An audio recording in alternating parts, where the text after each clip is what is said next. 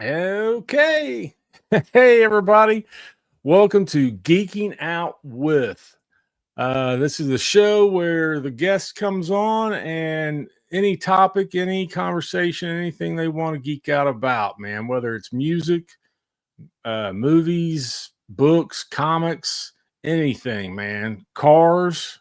I mean, anything that you want to geek out about, this is the format to do it on. Because as comic collectors, we all have different interests and hobbies, um, other than just comics. But nothing wrong with that. That's it is the only thing you that the only thing that you do. But yeah. So, but with that, I'm gonna bring out my guest. This guy.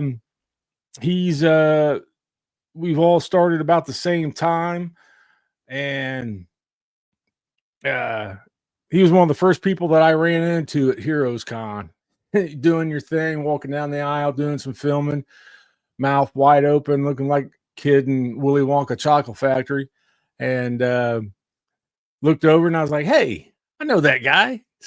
And went over and started talking, man. And he's as cool, as laid back as he seems when you watch his videos. So, without further ado, let's bring out Jeff of Outer World Comics. What's up?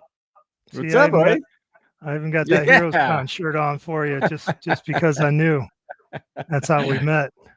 yeah, That was a momentous occasion. I was like the first YouTube person I met, I think, ever in yeah. person. Yeah. Well, about same too. Same, yeah, same for me, man. It was that was a no kidding, man. I was like a kid at Willy Wonka Chocolate Factory, dude. I just couldn't get It was over it. Walking unbelievable. around that, it was so much to take in, man.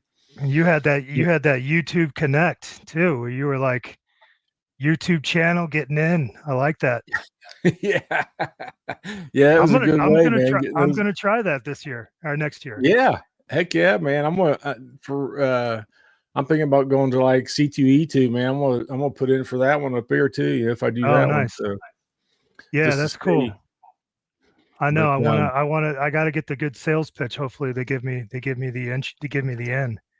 yeah, well, like with Heroes, I just hit them up and said who I was and up and coming channel type thing, blah blah blah. I wasn't, I didn't really spin it too hard, and next thing you know, it was like boom, here you go. I was like, Yeah. wow. I was like, sweet. Yeah. And I saw you guys like walking around. You see, I don't even have like the sticks yet, like the official, like you guys got the mics and the sticks. I mean, I'm still holding on to my phone trying to Well, flip through books. It's pathetic. I got to step it up. yeah, it's well, heck, it's Amazon, baby, just Amazon. You I know. You get everything off there.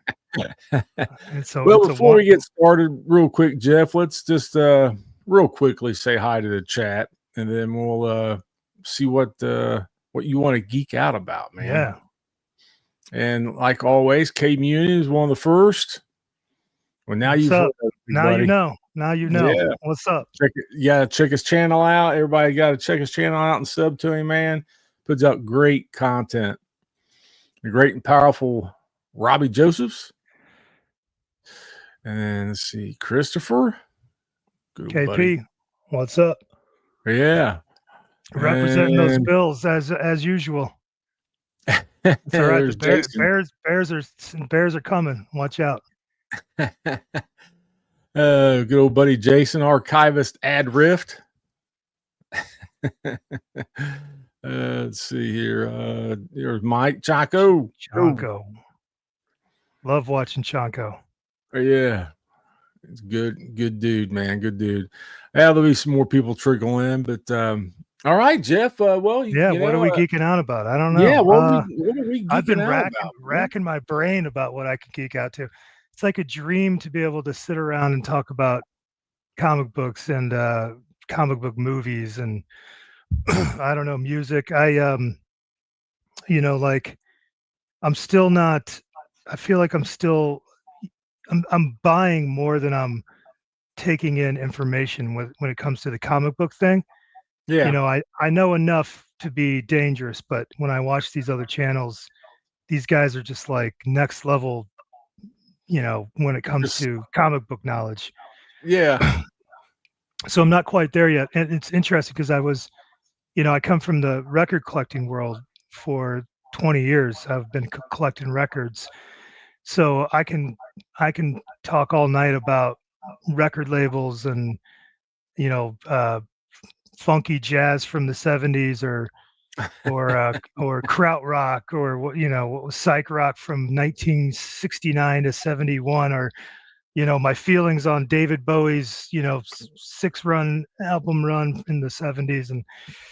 But it's interesting that once I last year, kind of about June of last year, I shifted. I was way into Fish. It was like Fish was my thing. I seen Fish 189 times. It was going back to 1994, and Chris Parker knows this. When you get into the Fish world, it's like it takes over your entire life. It is everything. Like it is all my friends. I met a lot of my really good friends through a Fish message board, and Yeah. they broke up in 2000 for the second time. They broke up in 2004, and there was a period of like almost 5 years where they were gone. And then a guy named Mr. Miner's Fish Thoughts started this message board, or this blog, basically, where he would write about old shows. And so Yeah. there was a comment section on there, and people just started commenting every day on whatever he was writing. Yeah. And that became like when I started my insurance career as an underwriter, I'd be working, I'd be at work, supposed to be working, but I'd be commenting on the comics section, like it became this all-consuming kind of social experience on this Yeah. message board.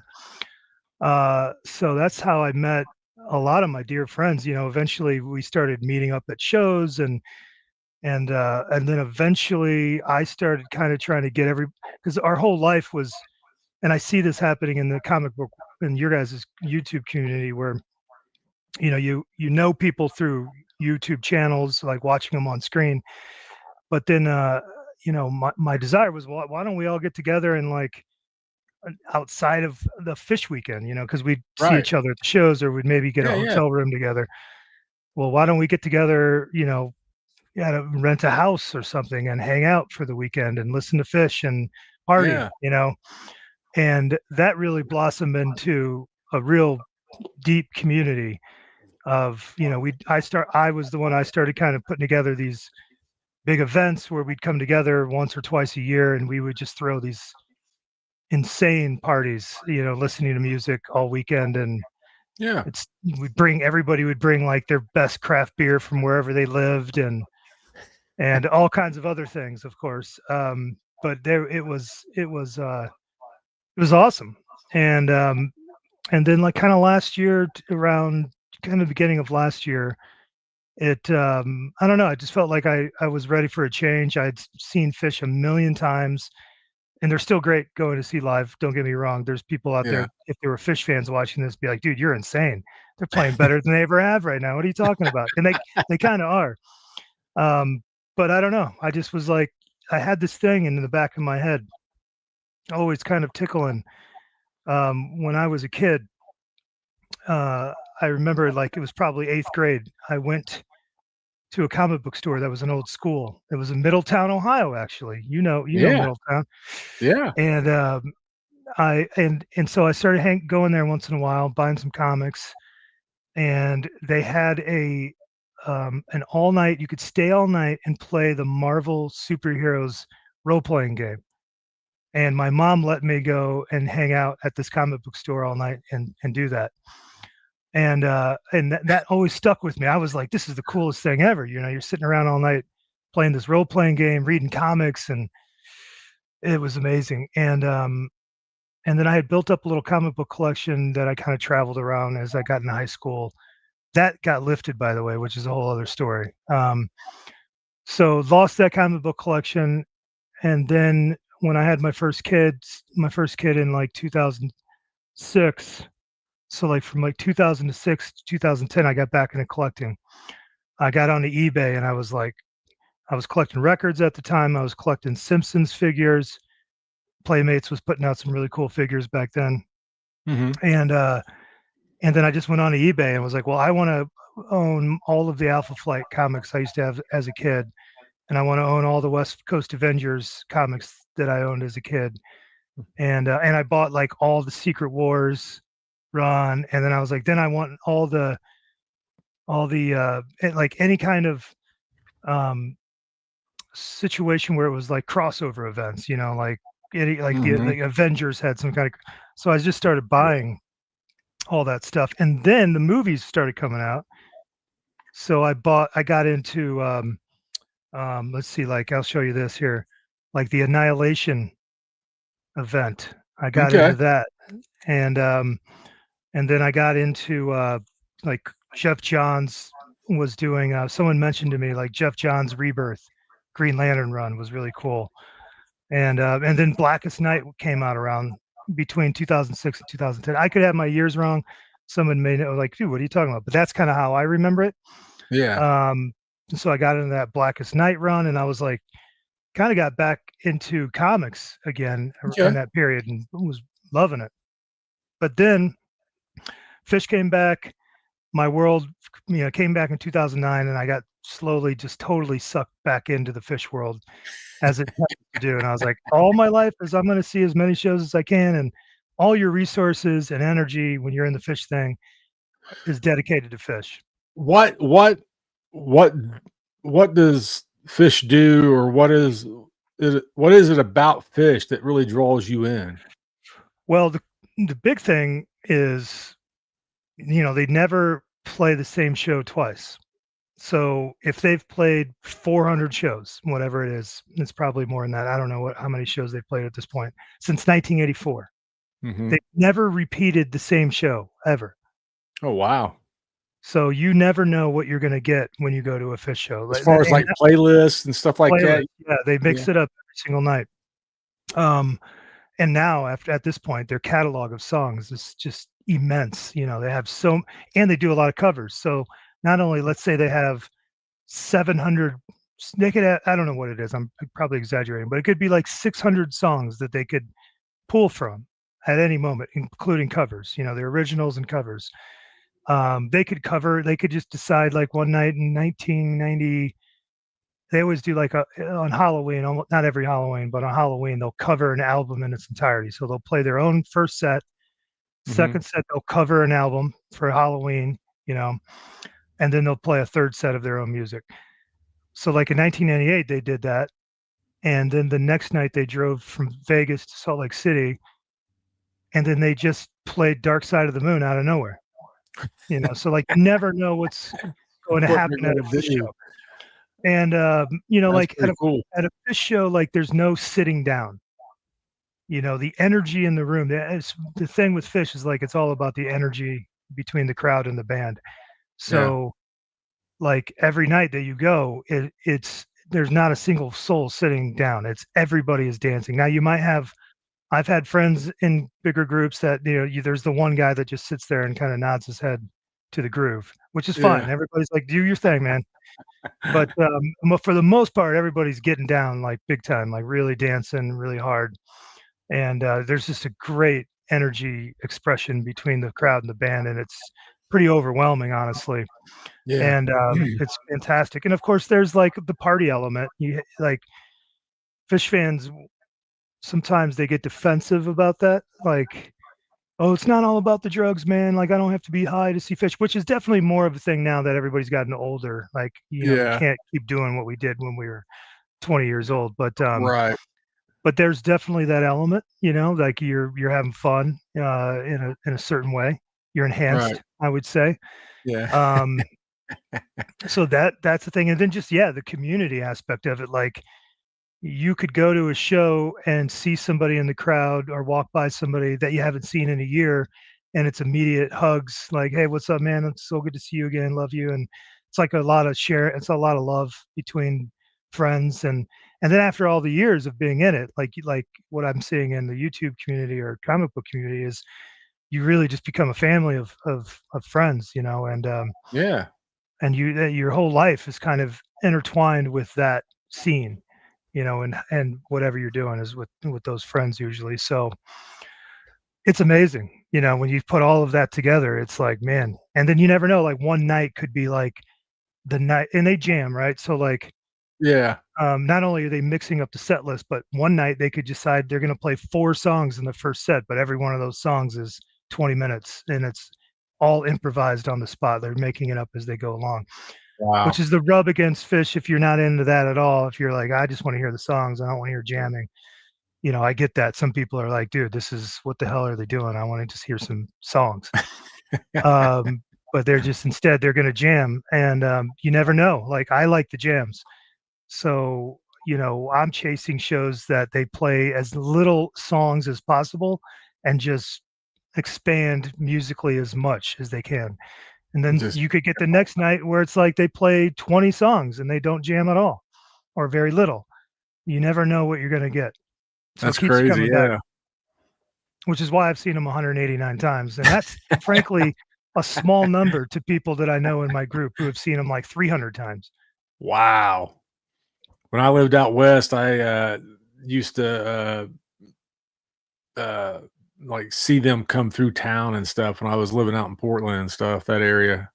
When I was first when I was in the military and getting out of the military, and never did go see them. Had some opportunities. Friends I had out there were going to see them, but I never did go see them, and I wished I had now. So Yeah. Well, 'cause you know, at one that of the, time I was like, who? I said, Fish. Who is that, man? I don't even yeah, know who that is. You know. yeah. But Well, the as I Midwest got is like their stomping ground too. Like one of their claim, like one of their can't miss places. They haven't played it a ton, but they have played there maybe 7 or 10 times is Dayton, Ohio.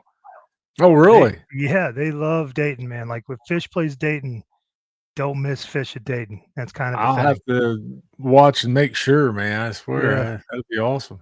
Yeah, and then Deer Creek in Indiana, you know, that's like a Yeah. legendary. I've seen him at Deer Creek probably 20 times or night. I haven't really missed a Deer Creek show other than 1997 and 98. Otherwise, I've seen them pretty much every time they've ever I played wonder there. where they play at around here, like that around you said around Dayton. It's Well, they played Polaris. They ended their tour. You remember Polaris Amphitheater in Columbus? It's torn down now. oh, okay, yeah, yeah, yeah. Yeah, yeah. They played that back in 2000. They ended their summer tour there, and I saw them play there. Like it's a famous show because the first night they call it the Death Cloud. This crazy storm came through, and there's a picture there. You can see a picture of it. Someone snapped a Yeah. picture of it. That's always like every once a few times a year we'll like circle like you remember the Death Cloud, and it was insane. It like stopped the show for a little while. Everybody But knows what it means. Yeah. oh yeah, you tell a fish like a hardcore fish fan that Columbus Death Cloud, everybody knows exactly what you're talking about. But Cincinnati, they play. You know, haven't it's been a while, but Cincinnati's another place they love to play. Okay. Wow. Yeah, yeah. So anyway, yeah. So the whole fish thing kind of overtook my life, and then last year I was just getting older and starting to feel the wear and tear of living that lifestyle, and there's a lot of things that comes with that. If for certain, there are things that come with living that lifestyle, and I just was like, I'm getting a little old, Right. a little burnt, and I was like, yeah, I do love comic books, and I had that collection that I bought back when between 2006 and 2010, I had probably like 4 or 5 long boxes worth of comics. Yeah.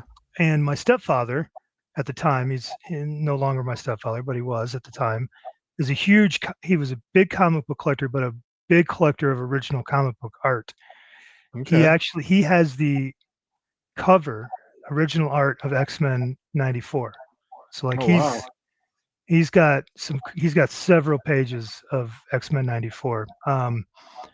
And so he had been buying me some comics over around that time and just gifting them to me. I never paid attention to what he was giving me. So Yeah. last year when I was trying to figure out what to do with my time, I just started going through my comics And I was like, well, maybe I'll just sell them, And I start looking at them, Yeah. and I had a giant size X-Men. I didn't know what that was, and I Right. pulled that out, and I had like gone on and watched a YouTube channel on like how to price, like how to back, like it was like going back to the basics, like Yeah, learning yeah. about taking care of and pricing your comics. And I was like, dang, this giant size X-Men's worth some money, because I just read comics back when I was like into just reading Alpha Flight, or I loved Planet Hulk and that stuff. I just read it. I didn't do it I didn't know about the value of anything. I was just reading stuff. And yeah, so I had that giant size X-Men, and then I just started watching YouTube channels of people that were, just trying to learn about the hobby a little bit more. There's a guy, I can't think of his name. He talks about like foundational comics. Like I remember, can't think of what that Okay. guy's YouTube channel. It's a pretty popular one. Hmm. I think he's out of like Kansas or something like that. His name is escaping me, which is normal for me. Yeah. But I watched his channel, and then of course, like everybody, it seems like I stumbled into Lunch Money Comics, Good old and Mike. Yeah. good old Yeah. Mike, and I was like, you know what? This is like what I've done with records for like 20 years is going out with a flashlight and like I was talking to you backstage, going Yeah. to Turtle Creek and Trader's World, being the first guy out there as the people set the boxes of records on the tables. I was the first one out there hunting. I was always going to thrift stores and you name it, I was trying to find records, and that's before Facebook Marketplace or any of that stuff. Yeah. Um, so I was like, I like to do that, and I'm back. I'm kind of feeling this comic thing. Yeah. Yeah. So you know what? I'm gonna get back into this, I think, and start trying to hustle and see what I can find out. Like what's it at? I've never looked at comics at all, even in Colorado when I was still buying records all the time. Never paid attention to comics.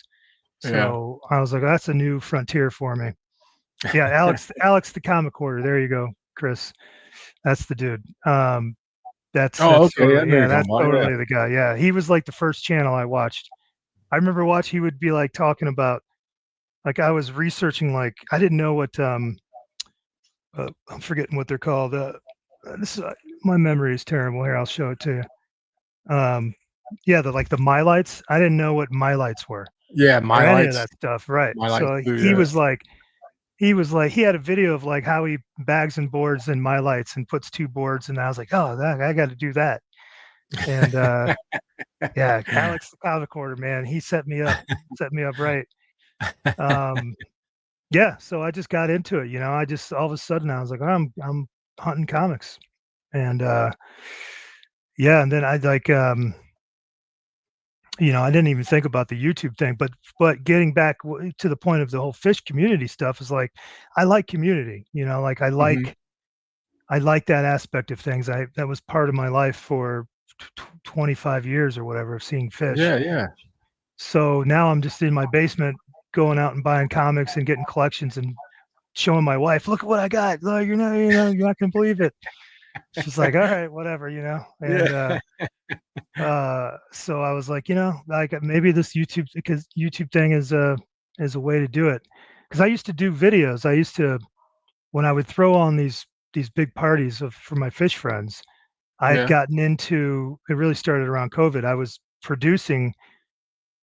Crazy is what I would do is during COVID, we all couldn't be together. Like, God forbid, this group of friends could not hang out. It was like the worst thing ever because we Yeah. were used to spending time together. So I started doing um, online get-togethers on Twitch, and I would produce this like 2-hour video thing. I would basically make like a 2-hour variety show, but like really weird Yeah. stuff for like people partying in their own homes, like in their Yeah. couches. I would make these like 2-hour productions of video content. And Make it it feel was like pretty this at a cool. fish show, huh? Yeah. Yeah, yeah. Basically, it's like, how can I recreate the weirdness that we all participated in when we were together? How can I do that online? So Yeah. I started doing that, and so I did have some knowledge of like how to at least put together some basic stuff. So I was Some like, I could editing probably and do that. stuff like that. Yeah, Yeah. yeah. Like I knew how to edit, and so I was like, I could probably do that. with a comic book, YouTube channel. But I never put myself on camera on those videos. Really, I once in a while I might, but I don't like, like I've heard you talk about it. I'm very uncomfortable every time I start to make a video. I'm just like, oh my god, it's like dread in Yep. me. I'm just not. I never feel comfortable with If it. you, I always tell people they see my outtakes, man. Sometimes I'll put them on the end of my videos and stuff, and you'll see me just okay. Yeah, I'm just yeah, sitting there trying to like jazz myself up to do what I need to do, type thing. But yeah. I have to hype myself up a little bit, yeah, and then I'm like, I always want to prepare, and I never do because I'm so busy, and I'm like just hunting and buying stuff all the time that my preparation probably isn't great. Once in a while, I'll make a little note on the back, yeah. but half of the time I'm like trying to, oh yeah, and I got this comic, and oh yeah, this is the artist is and then I forget what the hell I had just looked at it on the app, not long ago, but now I've forgotten and I feel like an idiot. And So yeah, I'll fix it in post. I'll just go yeah, ding. I'll just It's up. put a Yeah, little word up there. Yeah. that's what I always do. So I'll just put it right here. I can't remember. Yeah. So it's been an adventure, man. Like it's been really really fun. Like I turned 50 this year, so I think I have like a, Welcome to the club. yeah, they all right. And that's good. We're wise in our age. Yeah, And but yeah, so I'm excited about the community thing. I think I'm a little bit more prepared to like deal with like, when I started getting into it, you see these, like the sticky goose stuff and all that. I'm like, oh yeah, this community has the exact same thing that the fish community it happened in fish too. You'd have, you'd always have a oh, troll, man. You or always you'd got a have, yeah, troll. oh, you didn't like that show, dude? That show is the best. You're a noob. You don't even know what the hell fish is about. Like all that. Yeah, people would argue all the time about all kinds of stupid stuff in fish, in the fish Yeah, world. And I mean, I was guilty of it, no doubt about it. I'd be yeah, crushing some fools on chat rooms sometimes. But like I came into this one like I'm just happy to have anybody that watches my channel, number one. But right. just to meet somebody, anybody out in the world that wants to nerd out on comic book stuff is pretty cool to me. So yeah, it's been fun. Heck yeah, man. Um, what when you first got back into it, what kind of books was you getting into? Yeah, that's a great question. Right away when I got back into it, I started picking up Hulk books. Um, I fell in love with the Hulk really during Planet Hulk, World War Hulk. So he's kind of been my dude ever since. Um, but never has really reached. Immortal Hulk was cool, really cool, but they've never really reached the heights of World War Hulk. That's like the ultimate Hulk. I wish they'd find a way to get that guy back a little bit. But yeah, so I got into yeah, exactly. Um, but yeah, so I tried my hand at stuff. I will say, like I said, I feel like because I'm a collector, so I get obsessed with completing things. So I've been working on. I need one issue to complete for my Alpha Flight. I need one issue to complete for my West Coast Avengers. I like space, cosmic characters. So like I need one issue to complete Quasar. So I've been approaching it like a little bit more on the hunting and completionist, and I won't read runs until I have all the. I want to be able to read everything. So my reading, frankly, was a little embarrassing. It was more collecting until the Absolute Universe came out of DC.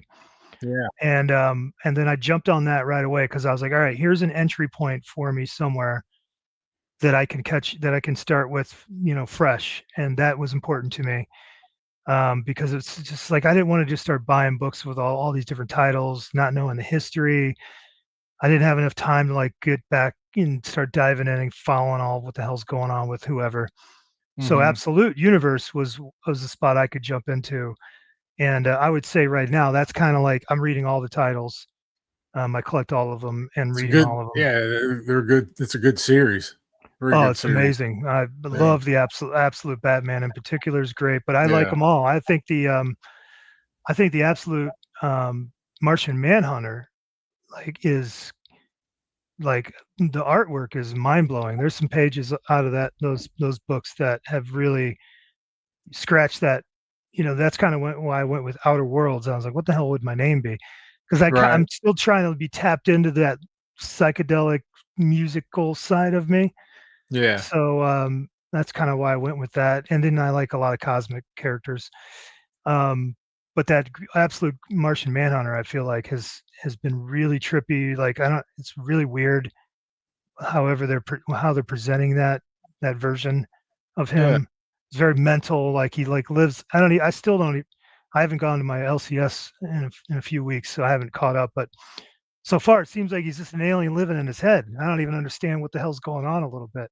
I never I didn't get into it. That's the only I tried that one and the Flash, and I've dropped both of those. But Batman, Superman, and Wonder Woman, and then even this Absolute Evil, Yeah, the new one of that one's coming out. That one seems like it's going to be pretty good. I'm looking forward to seeing what the next issue holds on that one. So yeah. It's kind of like the evil Justice League, kind of a little bit, yeah, right? it's basically I think it's a way to bring in a lot of the DC villains as a whole. Yeah, Just bring them in as a group. That way, you're not giving them really each individual stories, but you're kind of bringing right. them into the fold and saying, "Okay, here they are." And it's a neat way of doing it, but at the same time, it can will save a lot of time just bringing them all in like that. So I think it's going to be interesting to see what they end up doing with it. Serious hype on those books too. I've been seeing like the value of the absolute Batmans, and that I'm happy about that. I think that's Yeah. really really good for the comic industry, and I'm all The in. I'm new all in on it. the new Batman, the single titled Batman, where they started it back over on number one. That's a good series It too. is good. I'm reading that. Matt Fraction is knocking it out of the park on that one. So Really good. It's like a nice fresh classic. yeah, More like way different than the absolute Batman. So now you've got these yeah. two Two Batmans different out there worlds. that are both amazing. DC's Yeah. kind of I'm not really collecting much Marvel at this point other than Hulk. Uh-uh. They came out That that Imperial thing, which I was stoked for because it was cosmic stuff, and that kind of didn't go as good as I would have liked. that and Ghost Machine is another Okay. good the stuff the Ghost Machine's bringing out, like Geiger and Redcoat, and it's trying to think of who else I'm reading from that. It's Image, but it's a Ghost Machine, but it's really good. Oh yeah, Rook Exodus. Thank you, thanks, Chris. Yeah, it's Hmm. another really good one. Yeah. Uh, I they saw start out with that one. Archivist Adrift was asking me about my posters. Yeah, that's yeah. So the fish world. There's an artist that has produced Fish's posters really from really at the close to the beginning. His name's Jim Pollock, Yeah, and he's a great poster artist. And so I got into collecting his posters way back in the day. They're extremely valuable now, especially the old ones. So at one point, I sold off a bunch. We needed money. It was like when the housing crisis happened yeah. in like 2009 or something. I don't even know, 2004, whenever that happened. I had to sell some Pollocks, which really sucks. But I collected a lot of fish posters, which then moved into collecting a few other poster artists that I like. Kazik is a name that I have some Kazakh posters. So yeah, so like I used to just go to a bazillion live shows. My outside of Fish, I was also seeing a bunch of other concerts, and Other let's geek out a little bit more about your music side, man. yeah, What albums do you know what is in your fold, man? What do you look for yeah, besides Fish? What do you go for? hmm yeah. Well, if you were in my house, I'd give you a tour of the record collection. I got a little over 3,000 records. It might be around Wow. 3,500 now. Wow. So it goes in. It's gone. It's like I've gone in all kinds of different avenues. So like I'd probably highlight my reggae and dub collection to you. I think Okay. my reggae dub collection is ridiculous. It's pretty Yeah. good. And that was I used to be a regular at a record store. It's kind of like now at a comic book store. You get in, you become a regular, you show up, Yeah. you spend a little money, you get to know everybody. Right. Right. And so at this record store, I was like in, like Flynn. So they'd give me like, hey, we just bought this collection. It's in the back room that nobody's seen it yet. You want to come in and look at it? Like hell yeah, I do. Heck yeah, So man. that's kind of how I built up my reggae dub collection. But I mean, I DJ'd a little bit too. I just spin records. I wasn't like a DJ that was like scratching and like, flowing in between, beatless, beat transitions. But I would just play like parties and stuff like that. Yeah.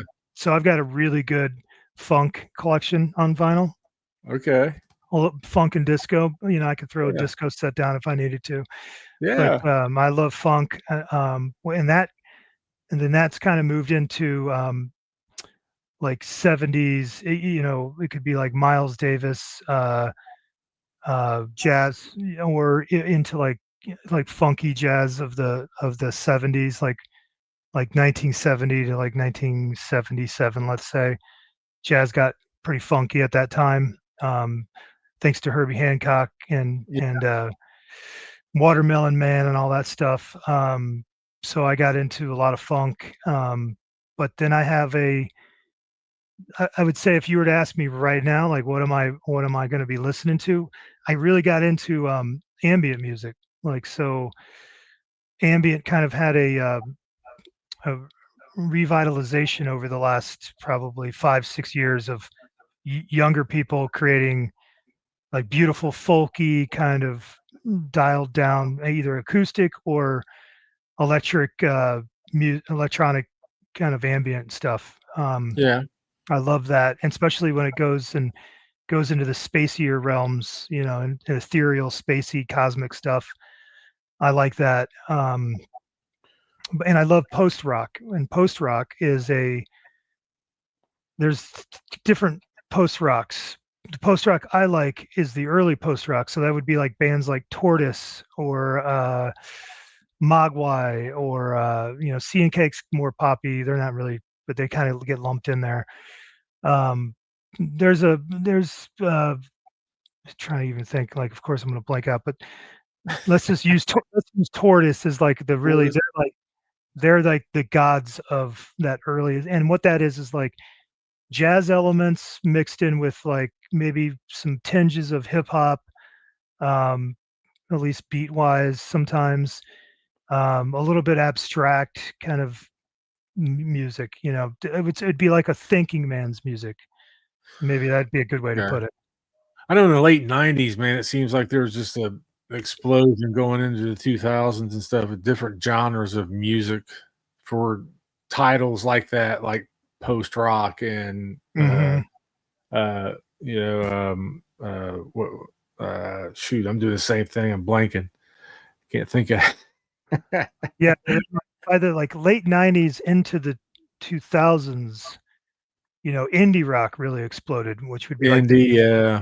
like the Shins and Modest Mouse, and like I saw Flaming Lips earlier. Flaming Yeah. Lips were Flaming really Lips. cool. And they're more alternative, but yeah, I mean, I go down. I have in my records, all my like down here is actually all that stuff right there. That's my funk collection down there. But I had to move. Like you see, this back here used to be all records, Made and it comic, I got yeah. the comics.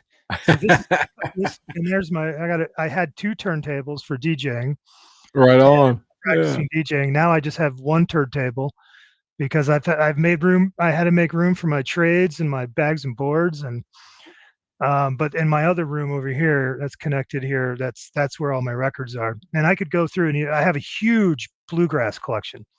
Oh, wow. Yeah, so I love bluegrass. I've got a huge jazz collection. Modern or classic? Like old school bluegrass. I Old like Billy school? Strings. Billy Strings for like modern Billy bluegrass. Strings? Billy, if you haven't heard Billy Strings and you like bluegrass, dude, Oh, you've got yeah. to Billy jump on that. Strings, yeah. He's the man. But yeah, I love like Tony Rice and David Grisman and Doc Watson. There's I've got a big bluegrass collection. Wow, okay. Yeah, and then That's a good yeah, then mashup, man. That's a good yep, mashup, bluegrass and funk.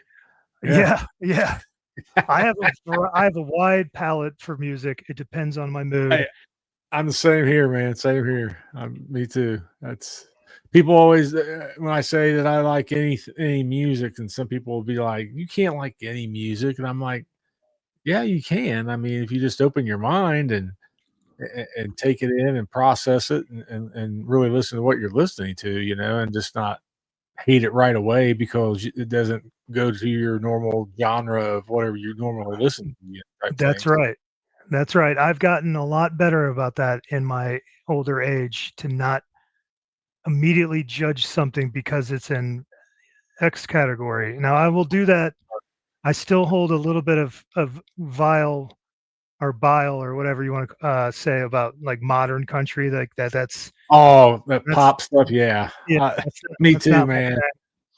That's And not I don't. yeah, Yeah, it's not my thing. I don't listen to it's not much like hip hop. Not and it's nothing against it. It's just I don't gravitate towards that right. world. A matter of fact, most of the time, like if you up in my work office, I have a record player up there with records that I listen to when I'm working, and it's mostly all like chill, ambient grooves, spacey, cosmic, even like some old school new age, which I like that, just like crystally ambient goofiness. I like that kind of stuff, background music. Yeah. Um, yeah, so a little krautrock. I like krautrock. It's like Can. Mers Mersbow? Jason was making a joke here, something about playing hours of Mersbow at Merzbow. Rich's house.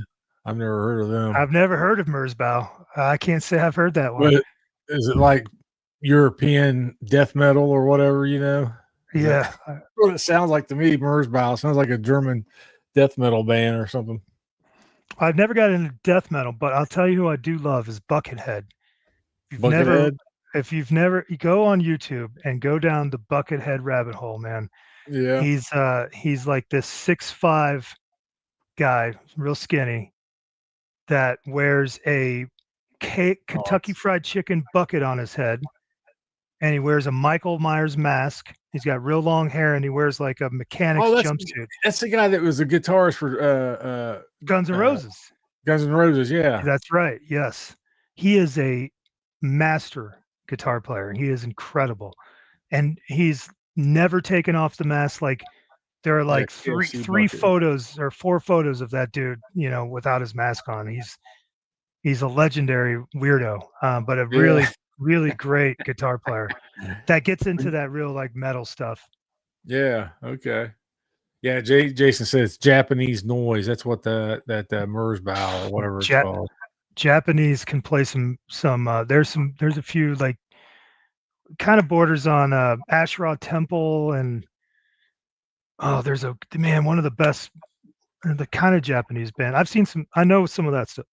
It's good, real good. Yeah. Yeah, but in case he asked me for my favorite record in my collection, I'll show you that just in case, Okay. which is right here, and it's by a band called the Revolutionaries, Dub and out her blouse and skirt. Volume 1. Wow, look at that. Yeah, this is an original Jamaican pressing. Uh, I've like when I've had friend like in my fish party days, I Yeah. used to have a lot of people stay at my house because they played Dick's Sporting Goods Park here. It was like their thing. They've played Colorado every year since like 2011, other than COVID. So I'd always have people stay at my house, and the way we always ended the night as I played that record is people are like drifting off into La La Land after a very wild night of debauchery. Yeah.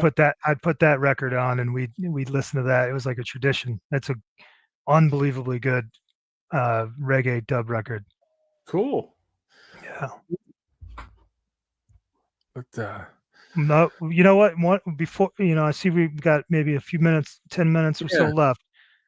Other thing that I love geeking out about is I am obsessed with uh, comic book movies. Okay. I love to get like, are you into into the MC? Oh yeah, I'm Like into all that, man. I've been into that from day one. Yeah. like this whole argument, like people. I have so many thoughts about all of that stuff, but they've really gotten shit on for like the last I don't know 6 years or so of the movie sucking, and I've got my thoughts into why that could. I think there are forces at play as to why some of that is, and of course some of it's they're just maybe not as good. But my feeling on that shit is I always go back to like here. Let's see if I can find this real quick. Where's that at? I pulled it out. I thought I did. Maybe I didn't. Oh yeah, right here. Like when I was reading Annihilation and all that stuff, I got into Guardians of the Galaxy, Yeah. and I was obsessed with this run as it was coming out. I was reading it, and so when they said we're going to make a movie about Guardians of the Galaxy, we're going to get Groot and Rocket Raccoon in a movie, I could not believe it. I'm like, what? They're going to What? put these characters on a movie screen? Like, I can't believe it. And that's the way I feel about all of these movies. Yes, now some of them are not as good as others. And maybe, yes, there has been a little bit of a drop over the last few years, but the fact that we get any of these characters on the big screen is truly unbelievable to me. That we have a Moon Knight like I loved Moon Knight when I was a kid. That the Eternals movie didn't get a lot of. I thought it was good character building in that movie. I thought it was a nice attempt. Right. Um, there's no Marvel movie that I just am disgusted to watch. Like I'll watch Thor: The Dark World and be like, yeah, you know what? It's not that bad. Like No, I I don't didn't hate mind it. that one at all. No, the last one, the Love and Thunder, that one gets kind of hard to watch. But That yeah, might be the most disappointing Marvel movie, simply because the one before it, Ragnarok, was so Ragnarok. good. Yeah, How did he screw that up as bad as he did? He made it. He went so hard on the jokes that he blew he he blew it up. it was almost like he was trying to make a bad movie. Like he was mad at Marvel and he was just going to make a bad movie. It's what it felt like to me. That's how it felt. Whatever how you say that director's name, that Takiti Yeah, Takiti Takati. Wahidi or whatever. Yeah, I'm with you. I can never say it right. and it just like you said, it's like how do you make Ragnarok and then turn around and go with he went too heavy on the jokes and just I don't know, changed Thor too much from what Thor really is supposed to be. Yeah, So it yeah. I've just heard that. I've heard that the Thor we're going to get going forward is a little bit more going of a serious Thor, which should coincide well with the actual Hulk that we're going to get, which should be a Hulk that absolutely thrashes people. You yeah. know, Yeah, it's been uh, hopefully they'll get their get everything straightened out and really start pumping out some better movies. I'm really happy with um James Gunn, Gunverse over there. oh my god, I'm looking forward to seeing how that goes. I'm really it looks very, very promising, man. I swear. very promising. I loved Superman. I thought it was Yeah, fantastic. I thought me too. Peacemaker is amazing. Yep. I thought Creature Commandos was amazing. Yeah. Yeah. I thought He's it was awesome, dude. I mean, his Guardians of the Galaxy movies were incredible. I Hmm. cried during Guardians of the Galaxy 3. Yeah. I'm pretty Yeah. sure I cried when Yondu died. I'm a Yeah. crier. I'll cry. I don't care. And Yeah. He especially in a pulls it out movie, of you, man. He knows how to tug that heartstrings, man. he James really Gunn does. does. Yeah, Yeah. yeah. So like I don't know. I liked the Marvels. The one with Miss Marvel and the whatever it had Oh, the that one. different. Yeah. I thought that was pretty good. I didn't hate that movie. I didn't hate it. Yeah. I have to say I didn't hate it. Yeah, for sure. But yeah, it definitely could have been better. Um, because that was like Captain Marvel.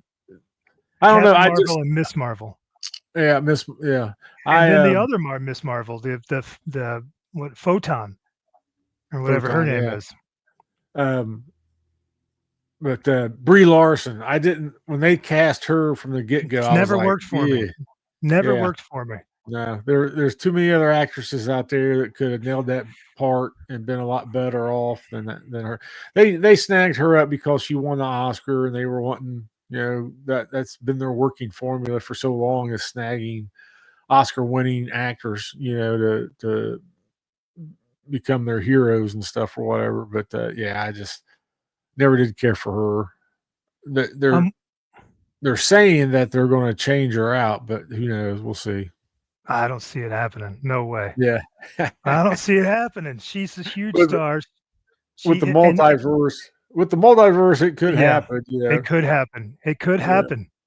I yeah, always thought if she was a good actress, was that I used to be way into the UFC and Ronda Rousey. She would have made it good, but I don't think yeah, she can act. yeah. She couldn't act very well. The girl that always I cannot think of her name. I even follow her on Instagram. She was on not House of Dragons, but what do you call it? The show before that on Oh, Game of HBO, Thrones? Game of Thrones. She was, I was trying to think of the character that she played. Not Daenerys. Oh God, I Like can't even think of her. the I the can't think of the, her name. the She was one one who of had the dragons? no, no, no, no, no. The other, there was another girl that was with an older lady, and they were like the kingdom from the sea or something. I think that's where they came from.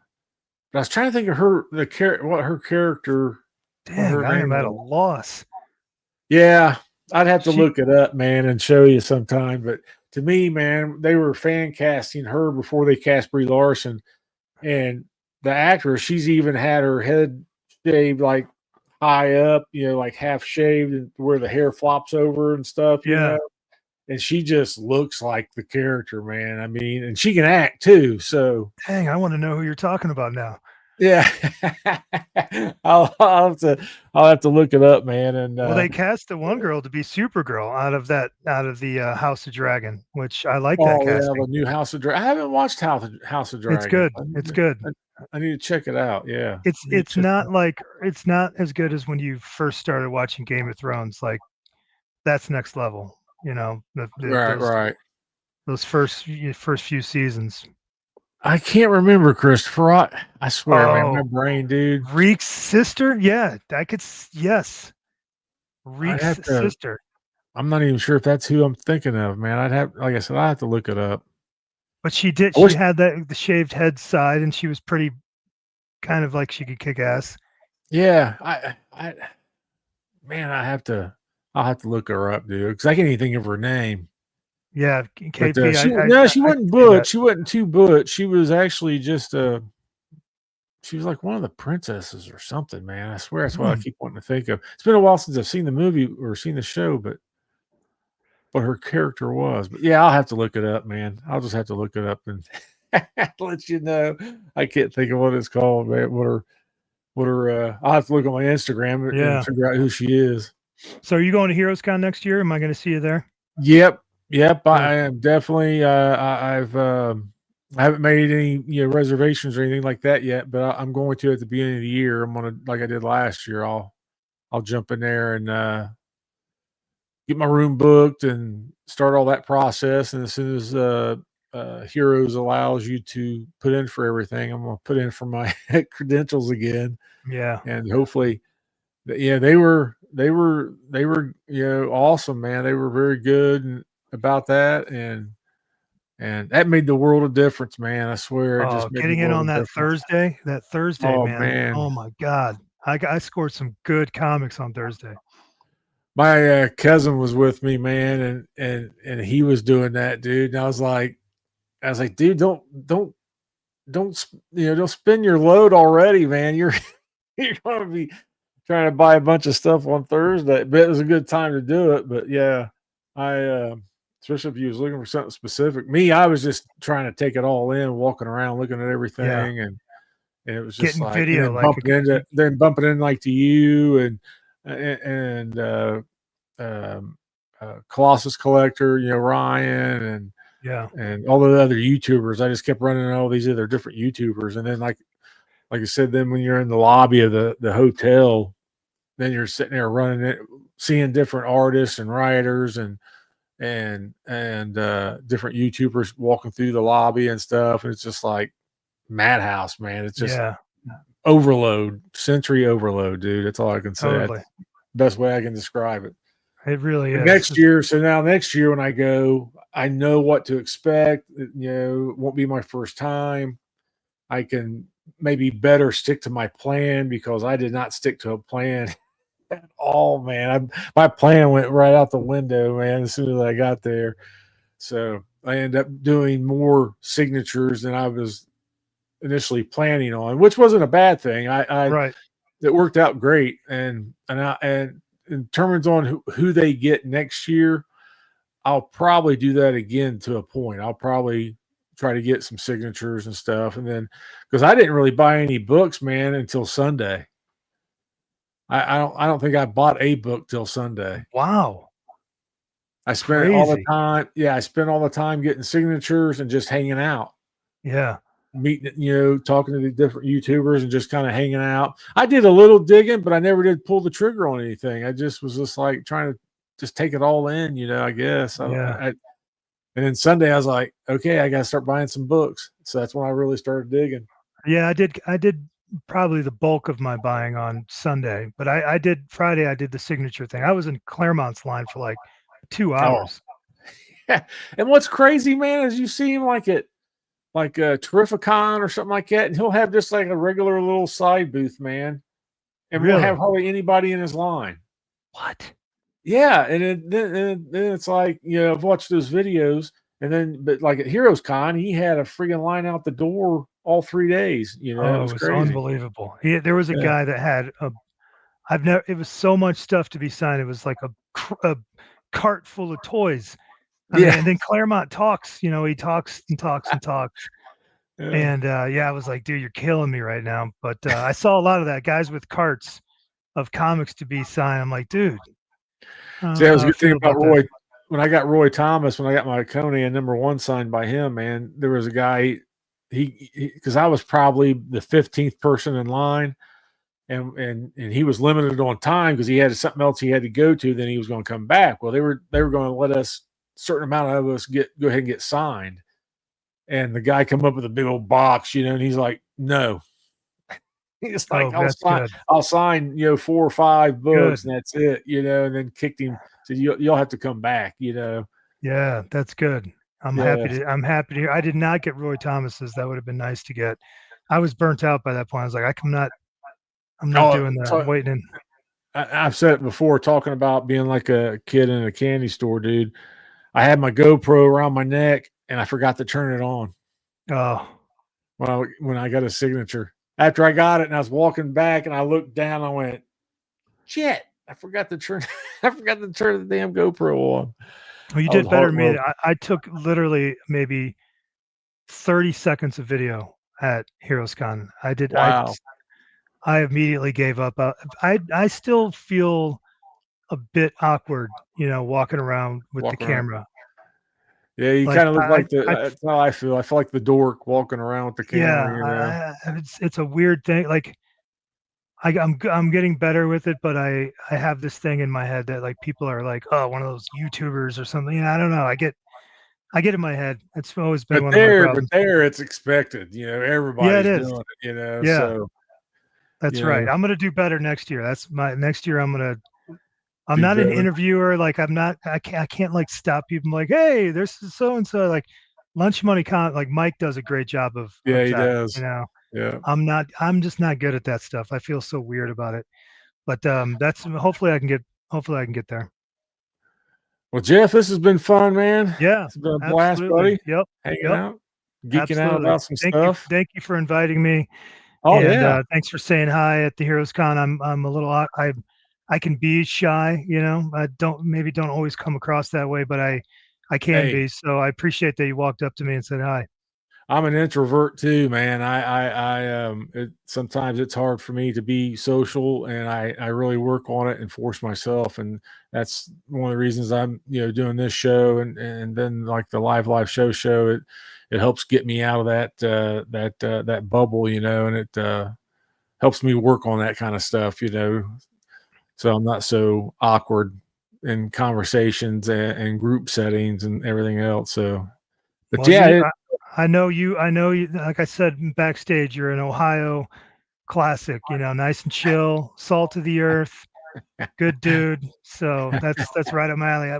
When I come visit thanks, my man. mom, we'll go hit up Traders World and make some video content or something like that. Hell yeah, man. Yeah, that sounds like a blast. Yeah, I'll take you around a couple shops and stuff Get Chris Parker to drive down from Buffalo and go down yeah, to there you Ohio. go. I went to college at Miami of Ohio.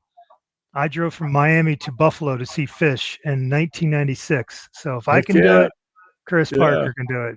Yeah, Chris, he drives around, man. He met up with Mon Comics, them guys. Yeah, I know he's a little bit closer to them than he is to us, but That's right. that ain't too far. That's only probably about a 3 hour. That's probably That's under a 4 hour drive, ain't it? that's nothing out west, man. We got to drive 3 hours to get anywhere out here. So Right. Exactly. Yeah. he can But do it. thanks to everybody in the chat. Thanks, thanks for hanging out and coming out and watching Jeff and I geek out about stuff. So, Heck yeah. Thanks for having me, man. yep, we'll get out of here. And again, thanks everybody, and we will see you Saturday. We Chanko and we have Darth Lopez is going to be our interview for that night, so 8 p.m. Eastern. Jeff, you got anything you want to promote or put out there real quick? No, just check out my channel. Yep. And if you have not voted on Son of Crom's thing, I'll take any votes that I can get there. There you go. Yeah, Yeah, I've made it to round 2, which blows my mind. So yeah. I gotta check that out. Yeah, I keep forgetting to look at that. But all right, guys. Well, we will see you guys later. Hopefully, see you Saturday. see you, chat.